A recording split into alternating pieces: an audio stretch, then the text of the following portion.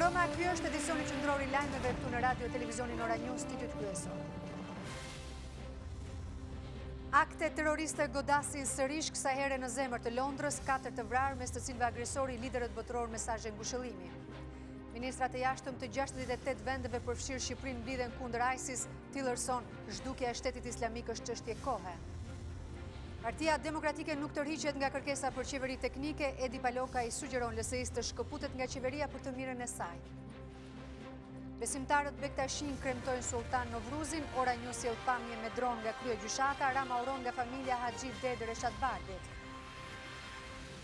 Komisioneri për zgjerim Hani kërkon Ivanov të rishikojë qëndrimin karshi platformës shqiptare të respektojë të gjitha grupet etnike.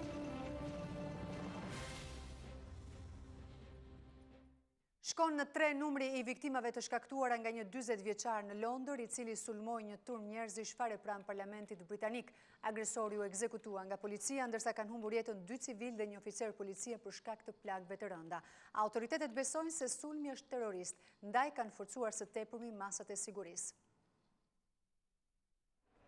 3 persona kanë humbur jetën dhe 10 të tjerë kanë mbetur të plagosur në urën Westminster në Londër, mes tyre dhe një oficer policie i cili u qellua me thik në afërsitë të parlamentit britanik. Sulmuesi, i cili besohet se është një 40 vjeçar aziatik, u qellua për vdekje nga policia. Për Scotland Yard, sulmi është terrorist. Gjithçka nisi në urën Westminster, e cila ndodhet fare pranë godinës ligjvënëse, ku autori është drejtuar turmës së këmbësorëve dhe atyre me biçikleta me automjetin që drejtonte, duke shkaktuar mbi 12 të plagosur. Më pas ai është përplasur me rrethimin e parlamentit, ku ka mundur të hyjë në oborrin e tij duke qelluar me thikë dhe oficerin e sigurisë, i cili humbi jetën vetëm disa orë më pas. Në këtë moment janë dëgjuar disa të shtëna, të cilat besohet se ishin të policisë dhe që rezultuan me vrasjen e agresorit. Stafi i parlamentit ndërkohë urdhërua të qëndronte brenda ambienteve, kurse kryeministra Theresa May u pa të dilte nga godina me një automjet Jaguar, e shoqëruar edhe nga disa persona jo me uniform. Sipas burimeve spitalore londineze, disa prej të plagosurve kanë dëmtime të rënda, duke lënë të kuptohet se numri i viktimave edhe mund të rritet. Në vendngjarje mboritën me një helikopter të ndihmës së shpejtë mjekësore, autoambulanca dhe makina policie. Por nuk ka përfunduar me kaq. Një pakoj dyshim të gjetur fare pranë parlamentit britanik ka alarmuar autoritetet vendase. Një ekip anti-eksploziv ka mbërritur menjëherë në vendin e ngjarjes, ndërsa policia ka ndaluar edhe evakuimin e personave të cilët gjenden brenda parlamentit. Kryeqyteti britanik përveç tronditjes pësoi kolaps. Rrugët në afërsitë parlamentit u bllokuan, teksa për çështje sigurie ndaloi dhe rrota e famshme panoramike London Eye, e cila ndodhet pak metra nga Westminster Bridge. Gjithashtu edhe Buckingham Palace mbylli dyert pas sulmit, duke vendosur edhe roje sigurie të armatosura. Në shenjë solidariteti, parlamenti e Edimburgut pezulloi seancën e posaçme të referendumit të pavarësisë, ku do të diskutohej kërkesa drejtuar Londrës për një referendum të dytë. Mirë, do të shkojmë në këtë momente drejt për drejt me pamje që vijnë nga Londra në këtë ngjarje në fakt të rëndë që ka goditur sot kryeqytetin britanik. Ka qenë një sulm terrorist sipas Scotland Yard që ka goditur pikërisht zemrën e qendrës së Londrës, aty ku është një zonë shumë e frekuentuar jo vetëm nga britanikët, por edhe nga turistët. Ndërkohë, sipas të dhënave të fundit që vijnë nga mediat ndërkombëtare, bëhet fjalë pra që autori në fakt është një person 42 vjeçar, shtetas britanik, i cili ka lindur më 18 prill të vitit 1975 nga një familje jamaikane. Pra ka qenë një person i njohur për autoritetet si radikalizuar dhe ku shpeshherë kishte shprehur dëshirën e tij për të kryer sulme kamikaze. Ndërkohë që, siç njoftuam edhe në kronikën e sapo transmetuar, Londra është rënditur sërish vetëm pak minuta pas kësaj ngjarje, pasi një pakoj dyshim është gjetur në afërsi të parlamentit. Ndërkohë që ka ardhur kjo ngjarje në kohën kur në Shtetet e Bashkuara të Amerikës po mbahet një samit pikërisht për të luftuar shtetin islamik. Kanë qenë 67-68 vende që janë mbledhur në Washington, atje ku kanë diskutuar masat e marra dhe masat e shtuara në fakt në luftën kundër shtetit islamik dhe luftën kundër terrorizmit, i cili nuk është hera e parë që godet. Ka goditur Francën, ka goditur Belgjikën, ndërkohë që lindja e mesme sigurisht që vjen çdo ditë në kronikat e lajmeve me një situatë tejet shqetësuese ku mijëra njerëz kanë humbur jetën dhe të tjerë janë larguar nga shtëpitë e tyre në Siri, Irak, apo edhe në vendet të tjera. Këto janë imazhe që vinë drejt për drejt nga Londra, sigurisht që ka një panik, ka një trishtim të madh në këtë ditë, edhe pse numri i viktimave është 3, krahasuar me ata që kanë ndodhur me sulmet e Belgjikës apo të Francës, është i ulët. Shpresojmë të mbeten me kaq, sepse sipas burimeve spitalore të Londrës, numri i viktimave mund të rritet pasi të plagosurit e urës që pra të sulmit që ndodhi me makinë në afërsi të parlamentit kanë marrë plagë të rënda dhe mund të ketë pra edhe rritje të numrit të viktimave. Ndërkohë që dëshmitarët kanë folur pra për një sulmues i cili ka qenë i armatosur me thik, pasi është afruar në godinën e parlamentit, ka qelluar pra edhe një oficer sigurie cili ka humbur jetën pak më vonë. Ka reaguar sigurisht të gjitha vendet anëtare të Bashkimit Evropian për këtë ngjarje, ku e kanë dënuar ngjarjen, kanë dënuar sulmin, e kanë quajtur tejet të rëndë. Angela Merkel ka deklaruar se ndihet e shokuar nga ngjarja, teksa solidarizohet me familjet e të prekurve. Kreu i Këshillit Evropian Donald Tusk shkruan se Europa qëndron e bashkuar me Britaninë në luftë kundër terrorizmit. Ngjarja është komentuar dhe nga ministri i jashtëm Ditmir Bushati. Në Twitter, kreu i diplomacisë shqiptare shkruan: Shqipëria shpreh solidaritetin me popullin britanik kundër terrorit. Ndërkohë, Ministria e Jashtme e Shqipërisë bën të ditur se nga verifikimi paraprak i policisë londineze nuk ka shtetas shqiptar mes viktimave apo të plagosurve. Sa kaq pra siç edhe kemi njoftuar më herët, kjo ngjarje vjen në kohën kur Britania apo shërbimet inteligjente të Britanisë kishin deklaruar se kishin parandaluar shumë sulme terroriste që prej le të themi mesit të vitit 2016 dhe deri tani. Ndërkohë që ngjarja vjen në kohën kur Britania e Madhe ka hapur ose po tenton në fakt të hapë të gjitha bisedimet për shkëputjen përfundimtare nga Bashkimi Evropian dhe në një kohë kur Skocia ka deklaruar se do të mbajë një referendum të dytë. Në fakt, sot ishte edhe seanca e posaçme në Parlamentin e Edimburgut, e cila është pezulluar në shenjë solidariteti me ngjarjen që ka ndodhur në Londër. Ishte paralajmëruar dhe më herët në fakt nga sulmet apo nga kërcënimet e terroristëve se do të goditeshin të gjitha kryeqendrat e Europës, kryeqendrat e Perëndimit, mes të cilave ishte cituar edhe Londra. Ngjarja ka shokuar sigurisht jo vetëm britanikët, por edhe gjithë qytetarët evropian, të cilët po përjetojnë njëra pas tjetrës ngjarje vërtet tragjike, sulme të cilat ndodhin në kohën kur nuk e pret askush dhe sigurisht ngjarje të tilla shfaqin panik dhe frikë.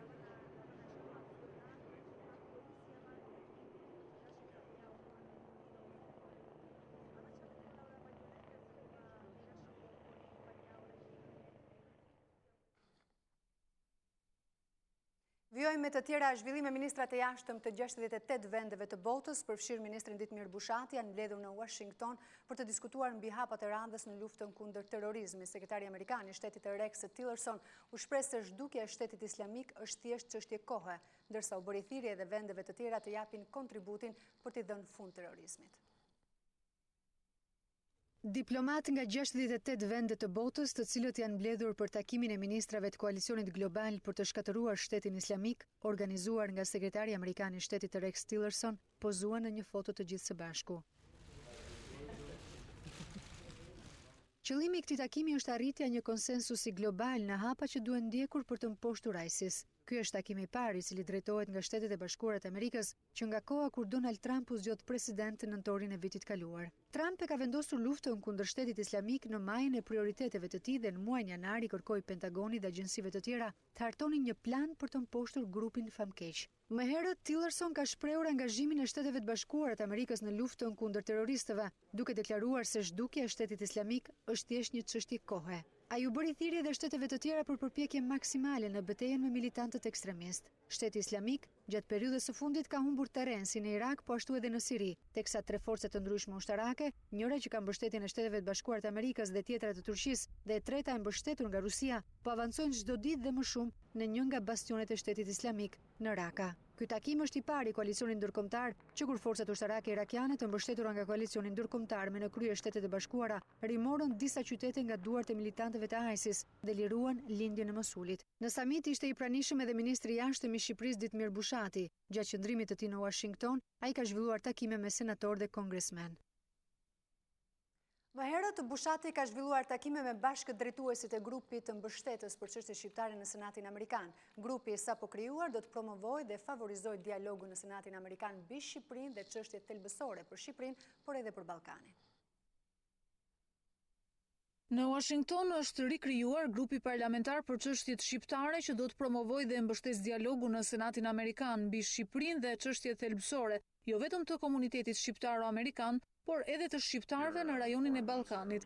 Lajmi vjen në ditën e dytë të vizitës në SBA të ministrit të jashtëm Ditmir Bushati, i cili ka zhvilluar një takim me dy bashkëdrejtuesit e grupit, senatorët Gary Peters nga Michigani dhe Joni Ernst nga Iowa. Senatori Peters u shpreh gjatë takimit se Shqipëria është një aleat e kyçe e Shteteve të Bashkuara të Amerikës dhe një antare e vlerësuar e komunitetit ndërkombëtar, e cila është e angazhuar në konsolidimin e demokracisë dhe zbatimin e reformave kyçe. Një çështje tek e cila u ndalën bashkëbiseduesit ishte edhe ecuria e reformave në fushën e sundimit të së drejtës në vendin tonë, si dhe mbi peshën specifike dhe kontributin e posaçëm ekonomik dhe kulturor të komunitetit shqiptaro-amerikan në shtetin e Michiganit. Ndërkohë, në takimin me bashkëdrejtuesin e grupit, senatoren republikane Joni Ernst, ministri Bushati theksoi rëndësinë e thellimit të partneritetit strategjik midis Shqipërisë dhe SBA-ve në kuadër të legjislaturës së re të Kongresit Amerikan. Ndërsa senatorja Ernst nënvizoi peshën specifike të marrëdhënies shqiptaro-amerikane në Europën juglindore dhe vlerësoi arritjet e përbashkëta në konsolidimin e shtetit të së drejtës në Shqipëri dhe perspektivës euroatlantike të mbar rajonit. Në përbërje të grupit të mbështetës për çështjet shqiptare në Senatin Amerikan, do të ketë senatorë republikan dhe demokrat. Opozita nuk pret asnjë lëvizje të LSI-s për arritjen e objektivit për qeveri teknike dhe madje nuk e shpreson një gjë të tillë, por shkëputja e saj nga koalicioni është shpëtim për vetë partinë e Ilir Metës. Kështu deklaroi në ditën e 33 protestës kreu i grupit Partisë Demokratike Edi Paloka në një intervistë për Euronews, ndërsa tha se opozita është e hapur për dialog, por vetëm në një temë, ngritjen e qeverisë teknike. Partia Demokratike në arritjen e objektivit të saj politik për qeveri teknike nuk shpreson në lëvizjet brenda koalicionit qeveritar dhe as në ndarjen e LSI-s nga Partia Socialiste. Në një intervistë për Euronews në ditën e 33 të protestës, kryetari i grupit parlamentar Edi Paloka tha se lëvizja socialiste për integrim është përgjegjëse për keqeverisjen sa Partia Socialiste. Nuk është Partia Demokratike që pret shpëtimin nga largimi i LSI-s prej koalicionit. Shpëtimi nga largimi i LSI-s nga koalicioni do të jetë shpëtim për LSI-n, jo për Partinë Demokratike. Për sa i përket kanaleve të komunikimit dhe dialogut për zgjidhjen e krizës politike, Paloka tha se Partia Demokratike ulet në tryezë për të diskutuar vetëm për qeverinë teknike. Absolutisht pa u plotësuar kushti i largimit të Ramës dhe i ngritjes së qeverisë teknike, nuk mund të ketë tryezë tjetër. Qëndresa e qytetarëve do të vijojë, tha Paloka, deri kur të arrihet qeveria teknike, duke u shprehur i bindur se në 18 qershor nuk do ketë zgjedhje me kryeministër Edi Ramën. Nuk është mënyra agresiviteti apo format e tjera të lëvizjes që do të sjellin ndryshimin. Sigurisht, thash, edhe nëse do të jetë nevojshme për të ndryshuar gjërat, ato janë vendime që merren nga forumet, por ajo që do t'i lëviz gjërat është pikërisht vendosmëria jonë dhe mënyra se si ne do të qëndrojmë deri në çastin që Edi Rama do të largohet. Paloka ripërsëriti qëndrimin e kryetarit Lulzim Basha për të mos lejuar Fatmir Xhafën që të ushtrojë detyrën e ministrit të Brendshëm, por nuk dha detaje se si do arrihet kjo, në kushtet kur ai mund të marrë votbesimin në parlament. Zëvendës ministri i Brendshëm Stefan Cipa në intervistë për Euronews ka dhënë detaje për procesin e popullimit, i cili ka nisur regjistrimin derë më derë të banesave. Numri 2 i Ministrisë së Brendshme sqaron se qytetarët që disponojnë certifikat pronësie ndryshimi i adresës do të reflektohet automatikisht në hipotek pa kosto financiare. Me këtë regjistër synohet pastrohen edhe listat e zgjedhësve. Asnjë kosto nuk do të ketë për qytetarët ndryshimi i adresës së banesës që do të reflektohet automatikisht dhe te certifikata e tyre e pronësisë. Kjo është bërë ditur për Euronews nga zëvendës ministri i Brendshëm Stefan Cipa, i cili fton qytetarët të mos refuzojnë anketuesit që ka nisur procesin e regjistrimit derë më derë të popullimit. Pasi këtu është e përfshirë edhe hipoteka dhe pasi të bëhet regjistrimi total i këtyre, atëherë kuptoj që ky ndryshim bëhet automatikisht vetë me adresën e re do bëhet edhe nga hipotekat që i përshtatet. Nëse ke një pjesë të para biznesin tënd ose banesën tënde ke në adresën e vjetër, do përshtatet me adresën e re.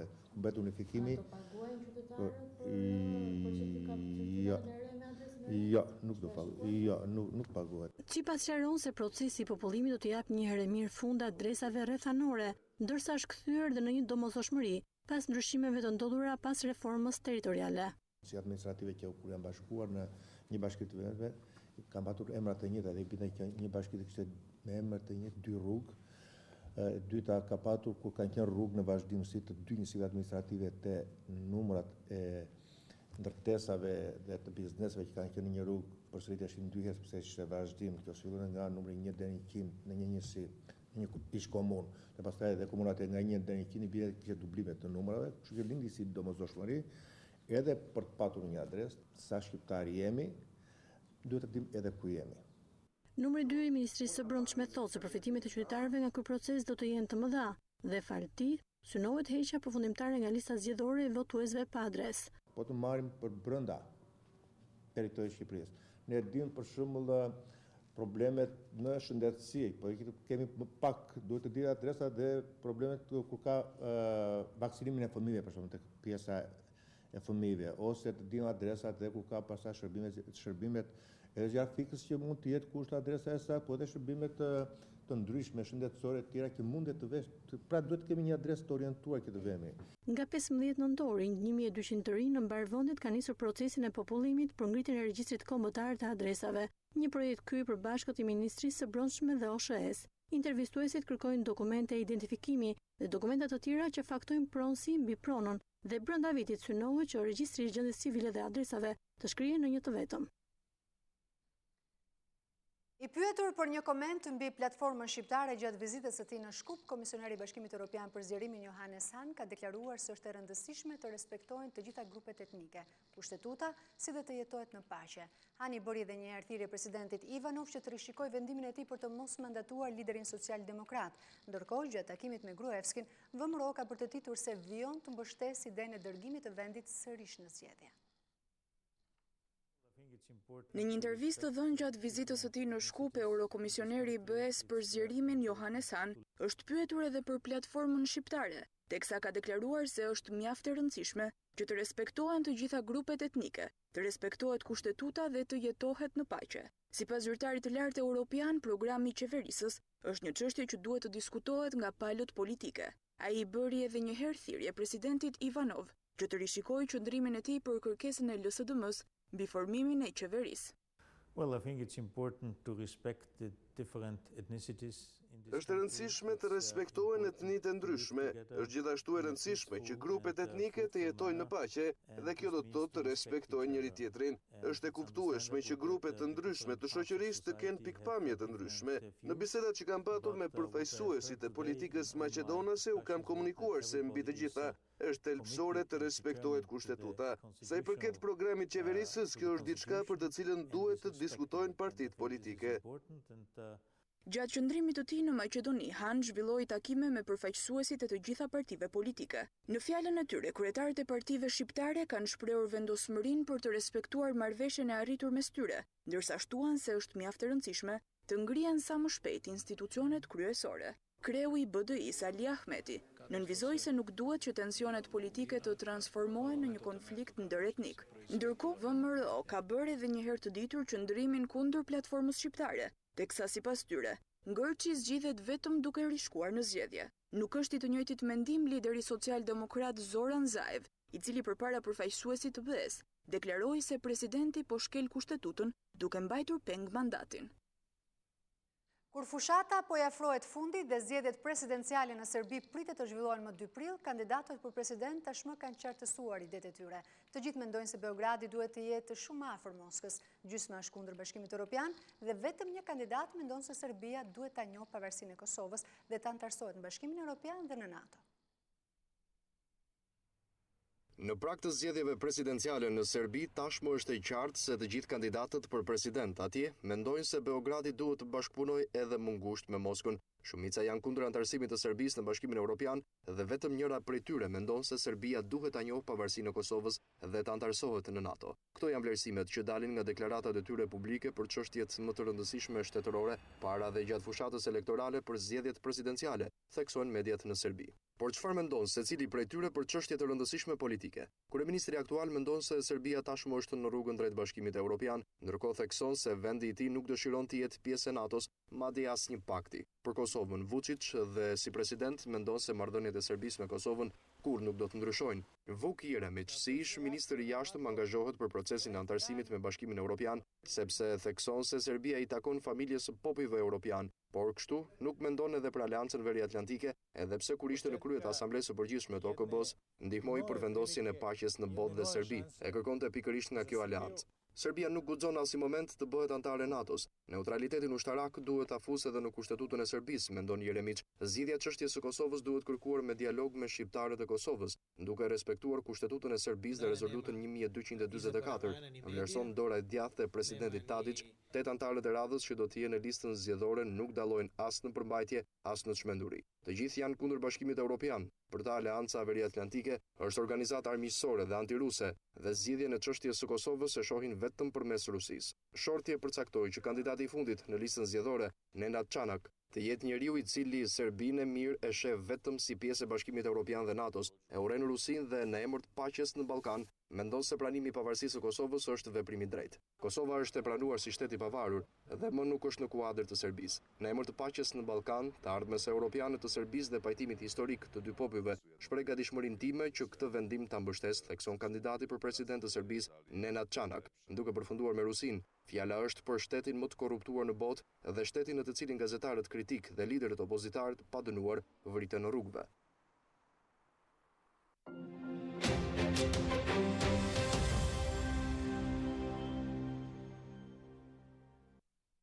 Në kundër përgjigje ndaj akuzave të ashpra të presidentit turk Recep Tayyip Erdogan, presidenti i Gjermanisë Frank-Walter Steinmeier i ka bërë thirrje homologut të tij që të mos shkatërrojë atë që ka ndërtuar Turqia deri më tani. Kreu i shtetit gjerman tha se Berlini ka dëshirë që të ketë partneritet me Ankaran. Në fjalimin e tij të parë si presidenti i Gjermanisë, Frank-Walter Steinmeier i bëri një thirrje të fortë homologut të tij turk Recep Tayyip Erdogan. Apeloi që kreu i shtetit turk të mos rrezikojë shkatërimin e gjithçkaje që Turqia ka arritur në vitet e fundit. Steinmeier theksoi se Berlini nuk duhet ta ndërpresë partneritetin me Ankaran, por shtoi se krahasimet me nazistët duhet të marrin fund. Kreu i shtetit gjerman tha se Turqia duhet të ketë parasysh edhe parimin e sundimit të ligjit dhe lirisë së medias. Nisur nga shqetësimet e fundit, do doja të bëja një apel. Presidenti Erdogan, ju lutem mos shkatroni gjithçka që ju me të tjerët keni ndërtuar. Ne mirpresim çdo hap për të ulur tensionin, por jepini fund krahasimeve të papranueshme me nazistët. Mos i prisni lidhjet me njerëz si ne, të cilët duan të kenë partneritet me Turqinë. Respektoni sundimin e ligjit, lirinë e medias dhe gazetarët. Nga ana tjetër, Erdogan ka vijuar me akuzat e tij ndaj vendeve perëndimore, duke thënë se Evropa duhet të mësojë në radhë të parë që të respektojë të drejtat e njerëzit. Turqia nuk është një vend të cilën mund ta shtyni apo të luani me kryelartësinë e saj. Gjithashtu, s'mund të na bllokoni ministrat apo qytetarët tanë të protestojnë. Me këto ritme ju rrezikoni të gjithë qytetarët evropian. Turqia i bën thirrje Europës që të respektojë të drejtat e njerëzit dhe demokracinë. Një ditë më parë, presidenti Erdogan deklaroi se pas referendumit për ndryshimin e sistemit të qeverisjes, Turqia do të rikonsideronte pozicionin e saj me Bashkimin Evropian.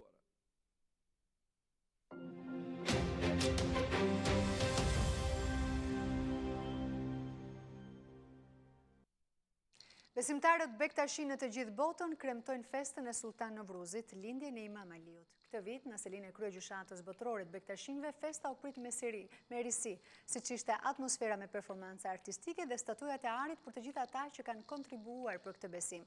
Ora News sjell edhe pamjet nga ajri të aktiviteteve në kryegjyshatën e Bektashimve. Si çdo vit, kryeparlamentari Meta, ministra, diplomat vizituan selin dhe portollën urimet për besimtarët. Kremtohet dita e Sultan Novruzit, festa më e madhe e Bektashinjve.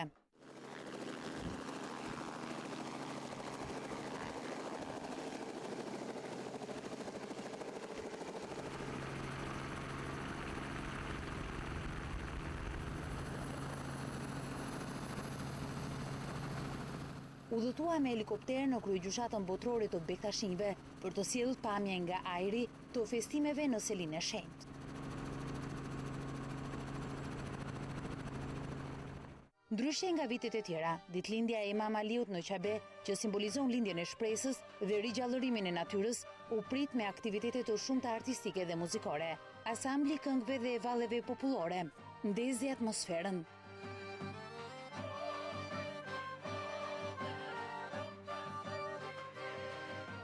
Mbretëslënse ishte dhe interpretimi i tenorit të njohur Kastriot Tusha.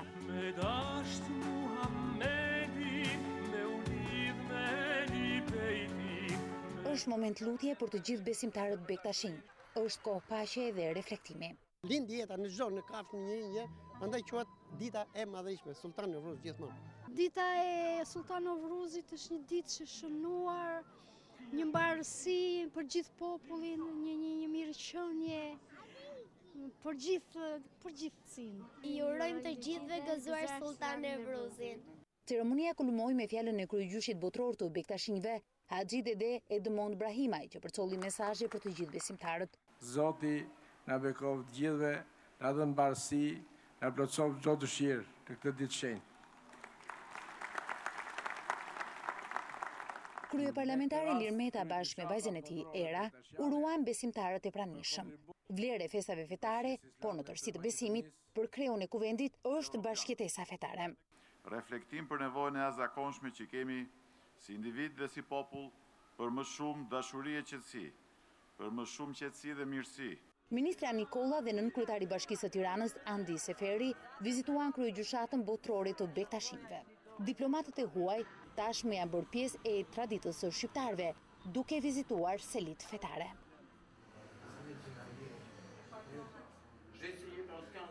Kryegjyshin botror të Bektashinjve e uroi dhe konsulli i nderit i Meksikës dhe presidenti i Radio Televizionit Ora News, Ylli Ndroqi me bashkëshortin e tij. Sultan Novruzi erdhi si një festë dhe mirësi të tjera si statujat e arta të Ehlibetit nga Haxhi Dede Edmond Brahimaj, atribuar personave që kanë kontribuar për bektashizmin, Muhamet Malo dhe Kadri Morina. Ata që vizituan kryegjyshatën mund të blinin veshje tona popullore, punimet artizane, si dhe të shijonin gatimet tradicionale të Sultan Novruzit. Festa e Sultan Novruzit është festuar në të gjithë vendin. Besimtarët Bektashin kanë përcjell përmes traditës së byrekut me 12 lloje të lakrave të egra urimin për jetën e re, që simbolizohet me ardhin e pranverës.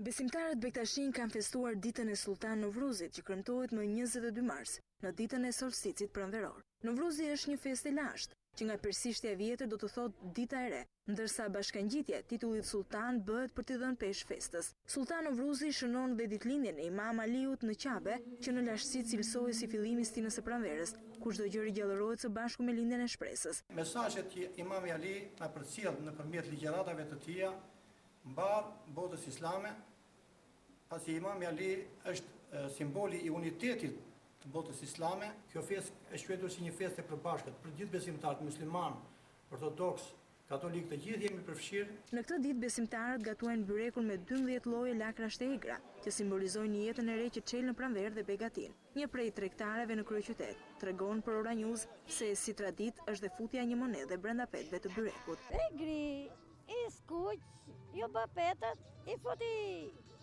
ai 1.000 leka, 500 lek për shenjë. Kujt e bjeri thonë kara kismetja. Nëpërmet në të qenë Ali Postivanit, ish-ministri Bledi Çuçi uroi besimtarët për këtë festë simbol të ripërtëritjes pranverore. Nevruz do të thotë ditë e re dhe shënon lindjen e Imamit Ali, një nga shenjtët më të rëndësishëm të historisë, i cili la pas 3 parime kryesore: shkallën e mendimit, unitetin njerëzor dhe drejtësinë. Në Elbasan, Sultan Novruzi ka bërë përfaqësuesit e komuniteteve fetare, por edhe të dy forcave politike PS-LSI. Kryeministri Edi Rama në ditën e Sultan Novruzit në shenjë respekti dhe vlerësimi ndaj kryegjyshit të Bektashinjve Baba Reshat Bardhi zhvilloi një vizitë në familjen e të ndjerit. Teksa përcolli urimin për të gjithë besimtarët në këtë ditë feste, Rama foli për reformat e ndërmarra nga qeveria, ndërsa nuk munguan edhe batutat për djalin e tij, Zahon. Kryeministri Edi Rama në festën e Sultan Novruzit zgjodhi që urimin besimtarëve Bektashin t'u përcillte nga familja ish kreu të kryegjyshatës së Bektashinjve, Baba Haxhi Dede Reshat Bardhit. I shoqëruar në këtë vizitë edhe nga kryetari i Partisë Socialiste për Tiranën Sajmir Tahiri, Rama ka folur edhe për reformat e ndërmarra në 3 vite dhe vështirësitë në qeverisje. Trashëgimi shumë të rëndë për skemën, sepse ishte rritur shumë numri i pensionistëve në raport me numrin e kontributorëve. Ata që janë mbas reformës në pension, gjithë përfitojnë në bazë të kontributeve. Por e rëndësishme është që të vendoset një bazë dhe